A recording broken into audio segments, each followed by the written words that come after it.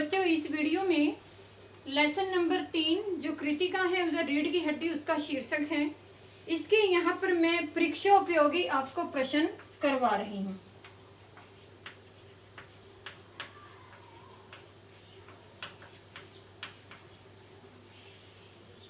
परीक्षा उपयोगी प्रश्न जो है,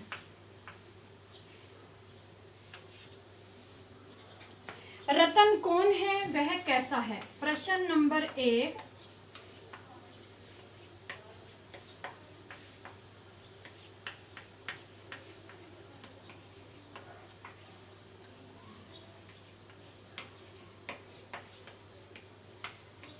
रतन कौन है वह कैसा है।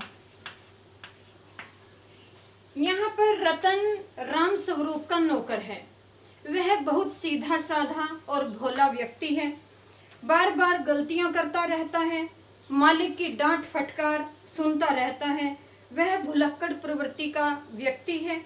वह कभी कुछ तो कभी कुछ भूलता ही रहता है। राम स्वरूप उसे कभी उल्लू का पट्टा, कभी कमबख्त आदि अन्य प्रकार से उसकी को गालियां देकर फटकार लगाते रहते हैं। यहाँ प्रश्न नंबर है आपका 2। उमा अपने कमरे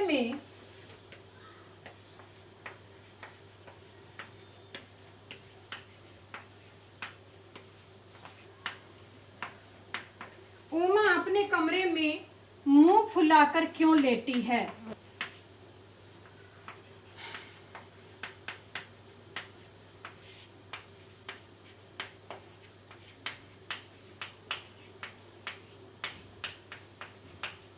मुंह फुलाकर क्यों लेटी है।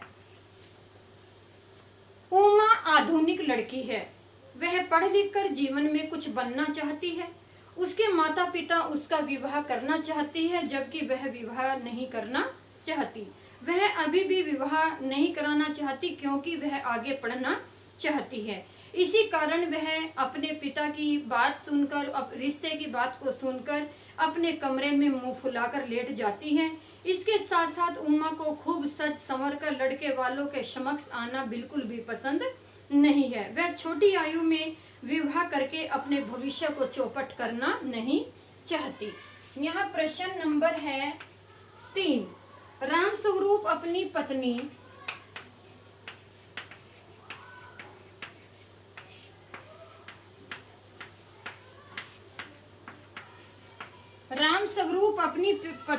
प्रेमा को गोपाल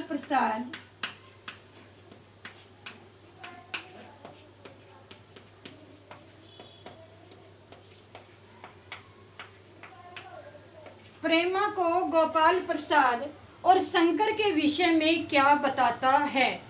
राम स्वरूप अपनी पत्नी प्रेमा को गोपाल प्रसाद व शंकर के बारे में क्या बताता है। राम स्वरूप प्रेमा को बताता है कि उनकी लड़की उमा को देखने 2 व्यक्ति आ रहे हैं। उनमें से एक लड़के का पिता गोपाल प्रसाद है, जो दकियानूसी यानी कि पुराने विचारों का व्यक्ति है। वह स्वयं पढ़ा लिखा है और पेशे से वकील है। बड़ी बड़ी सभा सोसाइटियों में जाता है, किंतु अपने लड़के के लिए ऐसी लड़की चाहता है जो कम पढ़ी लिखी हो। उनका लड़का शंकर बीएससी करने के बाद लखनऊ के मेडिकल कॉलेज में पढ़ता है। वह भी लड़कियों की उच्च शिक्षा के पक्ष में नहीं है। राम स्वरूप अपनी पत्नी को समझाता है कि वह उनके सामने उमा की उच्च शिक्षा की बात को छिपाकर रखे। प्रश्न नंबर है यहाँ पर आपका 4। अच्छा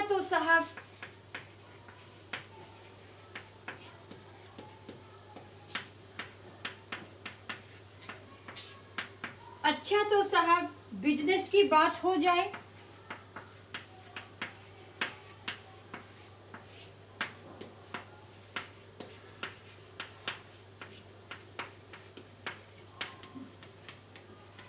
बिजनेस की बात हो जाए, यह कथन किसका है। यह कथन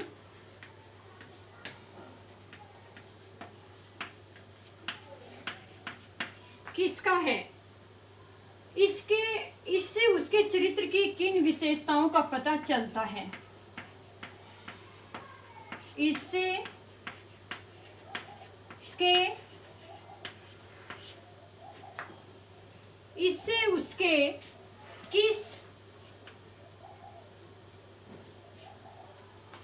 उसके चरित्र की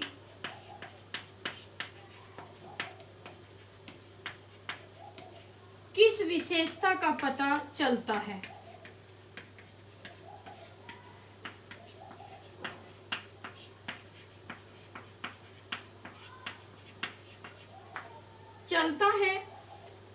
बताइए। यह कथन बाबू गोपाल प्रसाद का है। वह विवाह को बिजनेस समझता है। उसकी दृष्टि में विवाह एक व्यापार है। वह उमा से भी इस प्रकार का व्यवहार करता है जैसे अपने लड़के के लिए बहू नहीं अपितु कोई घर के लिए वस्तु खरीदने आए हों। गोपाल प्रसाद बिजनेस के समान ही विवाह में भी लेन देन देने की बात अवश्य करता है, किंतु उमा उसे फटकारते हुए उसे वहां से उठने के लिए विवश कर देती है। वह निश्चित रूप से अपने लड़के के लिए दहेज की मांग भी करता है। यहाँ पर प्रश्न नंबर है 5। उमा गाना गाने के बाद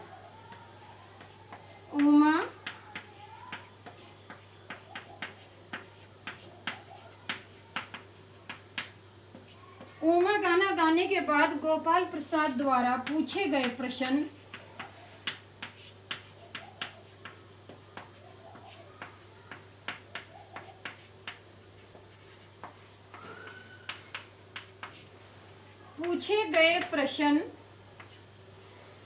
प्रश्नों का उत्तर क्यों नहीं देती। प्रश्नों का उत्तर क्यों नहीं देती। यहाँ पर उमा जब गाना गाती है तो गाते गाते उसका झुका हुआ मस्तिष्क ऊपर उठ जाता है और वह स्वयं शंकर को देख लेती है। वह शंकर को पहचान लेती है। शंकर कुछ ही दिन पहले लड़कियों के हॉस्टल के इर्द गिर्द घूमता हुआ पकड़ा गया था और उसे वहां से भगाया भी गया था। उसे देखने के बाद उमा निश्चय कर लेती है कि वह उसके साथ किसी भी स्थिति में विवाह नहीं करेगी, क्योंकि वह चरित्रहीन लड़का था। इसी कारण बाबू गोपाल प्रसाद द्वारा पूछे गए सवालों का उत्तर नहीं देती। यहाँ प्रश्न नंबर है आपका 6। रीढ़ की हड्डी एकांकी की भाषा पर प्रकाश डालिए। रीढ़ की हड्डी शीर्षक एकांकी की भाषा शैली पर प्रकाश डालिए। भाषा शैली पर प्रकाश डालिए। रीढ़ की हड्डी एकांकी में लेखक ने अत्यंत सरल सहज बोलचाल की भाषा का प्रयोग किया है। भाषा प्रसंगानुकूल, भावानुकूल एवं पात्रों के अनुरूप है। लेखक ने अंग्रेजी के भी अनेक शब्दों का बड़े सहज भाव से प्रयोग किया है। एकांकी में आए अंग्रेजी के शब्द backbone, hostel, matric, BTech, polytechnic, college आदि शब्दों के साथ उर्दू शब्दों की भी भरमार है, जैसे मर्ज, दकियानूसी, तकदीर, काबिल, जायका, निहायत, बेइज्जती, दाग, बेढंग और आदि। लेखक ने कहीं कहीं मुहावरों का प्रयोग भी किया है, जैसे भीगी बिल्ली बनना, चौपट कर देना आदि। रीढ़ की हड्डी एकांकी की शैली संवादात्मक है, क्योंकि इसमें जो नाटक की तरह लिखा गया, इसमें संवाद लिखे गए हैं। छोटे बड़े संवादों का प्रयोग करके कथा वस्तु को एक गति प्रदान की है। भाषा शैली में नाटकीयता और चित्रात्मकता का गुण सर्वर विद्यमान है। यहाँ प्रश्न नंबर आता है आपका 7। राम स्वरूप बाबू के घर की साज सज्जा का वर्णन कीजिए। राम स्वरूप बाबू के घर की साज सज्जा का वर्णन कीजिए। राम स्वरूप के घर में सुबह से साज सज्जा हो रही थी। कारण यह था कि लड़की उमा को देखने के लिए लड़के वाले आ रहे थे। राम स्वरूप बाबू लड़के वालों की खातिरदारी की तैयारियां कर रहे थे, क्योंकि वह वहां पर अपनी लड़की का रिश्ता पक्का करना चाहते थे। यहाँ क्वेश्चन नंबर आता है 8। उमा को देखने कौन कौन आया? उमा को देखने लड़के वाले आए, लड़के शंकर के साथ उसके पिता गोपाल प्रसाद भी आए।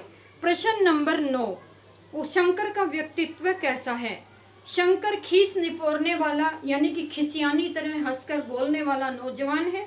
उसकी आवाज पतली और खिसियाहट से भरी है, कमर झुकी है, इसलिए उसके मित्र उसे बैकबोन कहकर बुलाते हैं।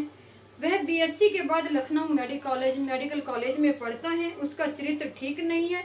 वह गर्ल्स हॉस्टल में लड़कियों के पीछे अक्सर घूमता हुआ कई बार पकड़ा गया है। प्रश्न नंबर 10, गोपाल बाबू के पढ़ी लिखी लड़की के लिए कैसे विचार थे? गोपाल बाबू वकील थे। वे सभा सोसाइटियों में जाते थे। उनका लड़का भी पढ़ा लिखा था, परंतु उन्हें लड़के के लिए बहु कम पढ़ी लिखी चाहिए थी। वे पढ़ी लिखी लड़कियां उन्हें पसंद नहीं थी। उनके अनुसार पढ़ी लिखी लड़कियों के नखरे बहुत होते हैं। वे घर का काम नहीं कर सकती। वे अंग्रेजी अखबार पढ़ने लगती हैं और पॉलिटिक्स पर बहस करती हैं। इसलिए उन्हें केवल गृहस्थी संभालने वाली कम पढ़ी लिखी लड़की चाहिए। राम स्वरूप ने प्रश्न नंबर 11, राम स्वरूप ने उमा की शादी के लिए क्या झूठ बोला? राम स्वरूप को भी एक आम पिता की तरह अपनी लड़की के विवाह की चिंता थी। उनकी लड़की उमा पढ़ी लिखी थी, परंतु जो रिश्ता उनके लिए आया था वे लोग कम पढ़ी लिखी लड़की चाहते थे। इसलिए राम स्वरूप ने अपनी पढ़ी लिखी लड़की को कम पढ़ी लिखी बताया। उसके चश्मे का कारण उसकी आंख दुखना बताया था। यह झूठ एक लड़की के पिता की मजबूरी थी, जो उसमें यहाँ पर दिखाई देती है। प्रश्न नंबर 12, गोपाल प्रसाद की बातों उमा गोपाल प्रसाद की बातों का क्या जवाब देती है? गोपाल प्रसाद उमा से कई तरह के सवाल पूछते हैं, जिसका जवाब राम स्वरूप देते हैं। जब गोपाल प्रसाद कहते हैं कि उमा को जवाब देने दे, पर उस उमा के अंदर की मजबूरी बाहर आती है कि वह क्या जवाब दे। जब कोई मेज कुर्सी बिकती है तो दुकानदार मेज कुर्सी की मर्जी नहीं पूछते, केवल उसके खरीदार को दिखा देते हैं। यदि वह पसंद आए तो उसका मोल लगा देते हैं और नहीं पसंद आए तो उसको वहीं छोड़ देते हैं। अब यह खरीदार की इच्छा पर निर्भर होता है कि उसे पसंद आती है या नहीं। वह भी मेज कुर्सी की तरह ही है। उसके पिता ने उसे लड़के वालों के समक्ष प्रस्तुत किया। उमा कहती है कि लड़कियों के भी दिल होते हैं, उन्हें भी चोट लगती है। वे लाचार भेड़ बकरियां नहीं हैं कि जो भी कोई आए और उनका मोल लगाकर चला जाए। उमा के शब्दों में उस लड़की की मजबूरी है जिसे लड़के वालों के सामने सजावटी वस्तु बनाकर पेश किया जाता है। क्वेश्चन नंबर 13, उमा ने शंकर के विषय में क्या सच्चाई बताई? गोपाल प्रसाद को उमा के जवाब पसंद नहीं आए। उन्हें क्रोध आ गया। उन्हें लगता है उमा उनकी बेइज्जती कर रही है। उस समय उमा शंकर की असलियत बताती है कि शंकर पिछली फरवरी को लड़कियों के हॉस्टल के चक्कर लगाते हुए पकड़ा गया था। उसे वहां से कैसे भगाया गया और कैसे वह नौकरानी के पैरों पड़कर गिड़गिड़ाया था। उसने माफी भी मांगी थी। उमा कहती है उनके लड़के की तो बैकबोन ही नहीं है। वह उनके लड़के की तरह नहीं है जो अपने माता पिता की इज्जत को उछालकर रखती है। अपने माता पिता की इज्जत का ध्यान नहीं है। क्वेश्चन नंबर 14, गोपाल बाबू अपने लड़के शंकर की कमियों को किस प्रकार ढकते हैं? उमा ने सबके सामने शंकर की असलियत की पोल पट्टी खोल दी है। इस पर गोपाल प्रसाद को अपनी बेइज्जती लगती है। वह गुस्से में खड़े हो जाते हैं और पैर पटक कर घर से बाहर निकलते हैं। वह राम स्वरूप बाबू से कहते हैं कि उन्होंने उनसे झूठ बोला, हमारी घर बुलाकर इतनी बेइज्जती की है। उनकी लड़की ने हॉस्टल में रहकर बीए किया है और वे हमें उसको केवल मैट्रिक बताते हैं। ऐसे झूठे लोगों से वह संबंध जोड़ना नहीं चाहते और घर से बाहर निकल जाते हैं। इस प्रकार एक घमंडी लड़के का पिता लड़की में कमी ढूंढता हुआ अपने लड़के की कमियों को छिपाता है। यहाँ क्वेश्चन नंबर आता है 15। एकांकी के आधार पर उमा की चारित्रिक विशेषताएं लिखे। एकांकी में उमा वह लड़की है जिसे लड़के वाले देखने आते हैं। उमा वर्तमान नारी का प्रतीक है। वह बीए पढ़ी लिखी है। उसे प्रदर्शन की वस्तु बनना पसंद नहीं है। वह घर कार्य में दक्ष है, संगीत विद्या में निपुण है। उसे अन्याय सहन नहीं होता, इसलिए वह डट कर विरोध करती है। जब गोपाल प्रसाद बाबू उसके विषय में तरह तरह के सवाल पूछते हैं तो उसे अपना अपमान लगता है। उसके लिए वह अपनी बातों से उनका विरोध करती है। उसे यह बात पसंद नहीं कि लड़की को उसकी इच्छा के बिना सजावटी वस्तु की तरह लड़के वालों के सामने प्रस्तुत कर दिए जाए। इस प्रकार उमा एक वर्तमान नारी का उदाहरण प्रस्तुत करती है जो अपने अधिकार के लिए लड़ना जानती है, गलत का विरोध करती है और लड़के वालों को उनकी असलियत उनके सामने खोलकर रख देती है। पाठ में लड़के और लड़की की शिक्षा पर विशेष बल दिया गया है। यहाँ पर अभी दोबारा फिर बताती हूँ कि इसकी जो भाषा शैली है, रीढ़ की हड्डी एकांकी में लेखक ने अत्यंत सरल और बोलचाल की भाषा का प्रयोग किया है। यानी कि ये एकांकी जो है इतनी सरल भाषा में लिखी हुई है कि प्रत्येक पढ़ने वाला व्यक्ति इसके एक एक शब्द का अर्थ निकालता है। भाषा प्रसंगानुकूल है, यानी कि प्रसंग बताने के बाद भाषा का प्रयोग हुआ है और भावों से भरी हुई है। जो भाषा है वो पात्रों के अनुरूप है। उमा पढ़ी लिखी लड़की है तो उसी प्रकार से बात करती है। उसके पिताजी एक मजबूर पिता हैं, उन्हें उस तरह से पेश किया। उनका नौकर जो है अल्हड़ फूहड़ है, उन्हें उस तरह से, यानी कि यहाँ पर हर पात्र के अनुसार भाषा का प्रयोग किया गया है। एकांकी के अंदर उर्दू भाषा के शब्दों का प्रयोग भी हुआ है और साथ में अंग्रेजी भाषा के शब्दों का भी प्रयोग हुआ है। कहीं कहीं पर मुहावरे या भाषा को गहरा भी बना दिया गया है। रीढ़ की हड्डी जो है यहाँ पर एक संवादात्मक शैली है। आप अपनी पुस्तक में देखिए, शुरू से लेकर अंत तक, यानी कि कमरे की साज सज्जा से लेकर और लड़के वालों का रिश्ते को ठुकरा कर चले जाने तक एक संवाद के रूप में प्रकट हुई है। लेखक ने छोटे छोटे शब्दों का प्रयोग करते हुए कथा वस्तु को गति प्रदान की है। भाषा शैली में नाटकीयता और चित्रात्मकता का गुण विद्यमान है। अब बच्चों, मैं अपने तौर पर इस प्रश्न के इस जो ये गद्या वो एकांकी है, इसका उद्देश्य क्या था? इसका उद्देश्य था कि आज के ज़माने में लड़का और लड़की दोनों बराबर हैं, दोनों को बराबर की अहमियत दी जाती है, क्योंकि शिक्षा का क्षेत्र ऐसा क्षेत्र है जिसमें सबको समान अधिकार दिए हैं। यदि लड़का पढ़ा लिखा है तो लड़की को भी पढ़ा लिखा होना चाहिए। यदि लड़की पढ़ी लिखी होगी तभी वह विरोधियों का डटकर मुकाबला करेगी।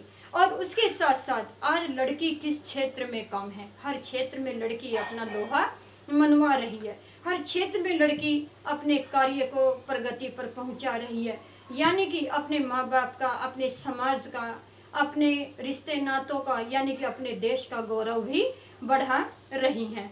शिक्षा के साथ साथ वह भी सम्मान की अधिकारिणी है। उसको सम्मान बराबर का मिलना चाहिए जैसे लड़के को समाज में मिलता है।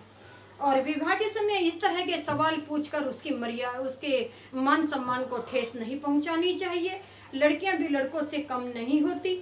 और गोपाल प्रसाद जैसे रूढ़िवादी विचारी लोगों पर तो कड़ा प्रहार करना चाहिए। ऐसे दकियानूसी विचारों के लोगों से कभी भी उनके संपर्क में आने से बचना चाहिए, क्योंकि वे आप तो गिरते ही हैं, वो साथ में दूसरों को भी गिराते हैं। अपने आप तो दूसरों को अपमानित करने चलते हैं, लेकिन वो स्वयं भी अपमानित होते हैं। यहाँ पर एकांकी में लड़के और लड़की का जो भेदभाव है उसे समाप्त कर शंकर जैसे लड़के की अपेक्षा आज समाज को उमा जैसी लड़की की आवश्यकता है। जो अपने अधिकारों को संभालते हुए अन्य अधिकारों के खिलाफ लड़ती है। ये जितने प्रश्न उत्तर आपको करवाए बच्चों, ये सब आपकी उत्तर पुस्तिका में लिखे होने चाहिए। राइटिंग आपकी सुंदर हो।